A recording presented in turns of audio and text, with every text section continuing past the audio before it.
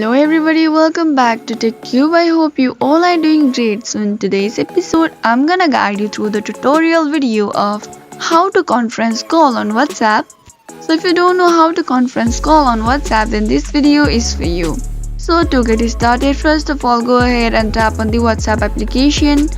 And once you are inside the WhatsApp, tap on the message or chat you want to call. Once it's done, click on the call and to call, and in order to conference call on WhatsApp, go ahead and click on that plus icon, and you can add another participation or participant on the call, and that is how easily you can conference call on WhatsApp. I hope this video is helpful for you. If yes, please do not forget to subscribe to our channel and also press the notification bell for more updates. I'll see you again in next video. Goodbye till then.